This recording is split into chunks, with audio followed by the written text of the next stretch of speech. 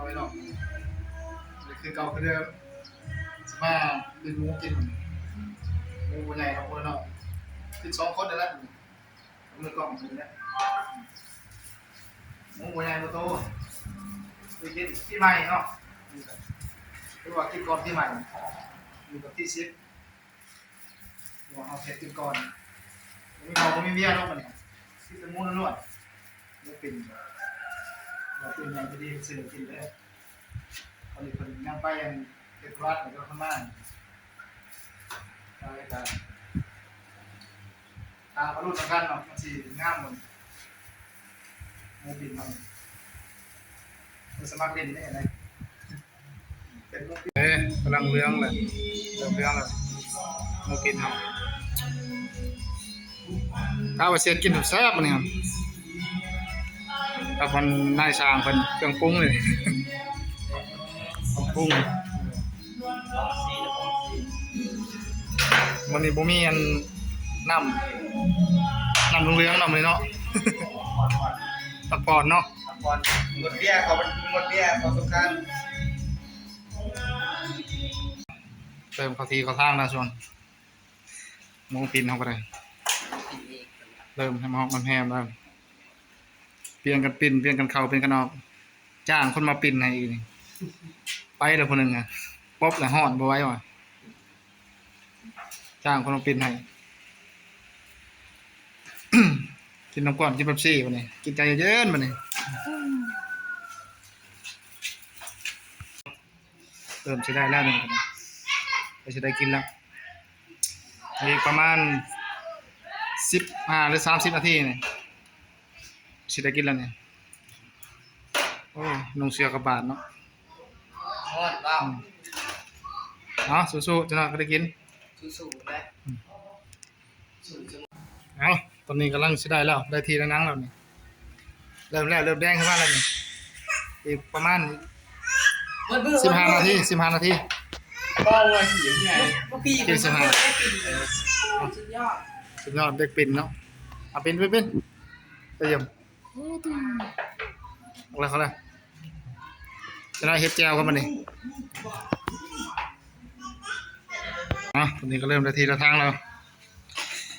กดปิ่นเขากับมือแล้วนี่ใจมันก็อยากอุ่นแห้งหน่อยนึงไปเขาก็อยากแห้งเลยพริกบุ้งจะวันหนึ่งได้แล้วใหม่เลยเอาค้างนั่นแหละค้างคันนั้นก่อน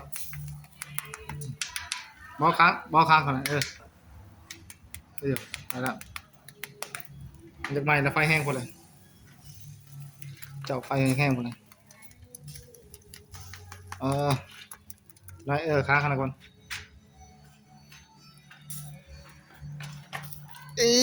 ไฟเติมทานแห้งเลยจะน้อยแบบว่าปิ่นแบบบ้านๆเนาะบ่มีสูตรบ่มีหยังปิ่นไปเลย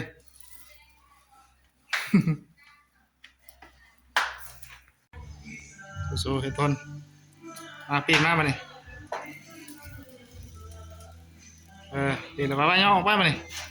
ต้องไปออกบ่ไปให้เราตัดกันมันบ่สุกอะไรกันให้มาค้างใหม่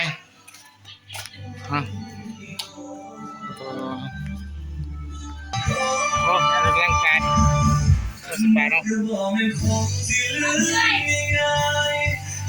งานแกยังไม่ได้ยังไม่ได้กำ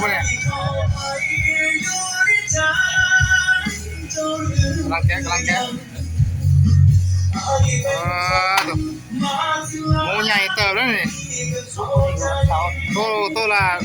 7-8 แสนผมก็ไปซื้อกับตัวละล้านแล้วนี่ซื้อตัวปิ่นกันเลยตัดไม้ตัดหาเราลูกเรื่องร้านอาหารแปลว่ามือสมัครเล่นเนาะยักษ์ในนึงสมัครเล่นตัวมือสมัครเล่นมันก็เสิร์ฟได้ใช่ไหมเนี่ยลูกค้าไปสั่งไว้ สั่งไว้แล้ว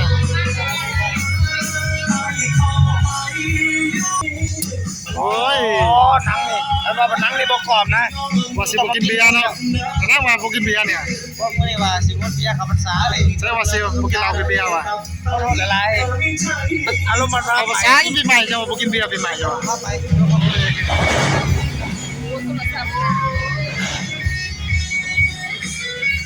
เจ๊หน่อยใจดี ไม่ขายไม่ได้ประดันผู้ให้ได้อยู่ ผู้สนับสนุน นี่คือสมบูรณ์แบบที่สุดไปถามหาคนเนี่ยมีคนมาถามอยู่สมบูรณ์แบบสุด อันนี้มาเบียร์นะบ่สิบ่กินล่ะ โอ้เราขอชิมมัน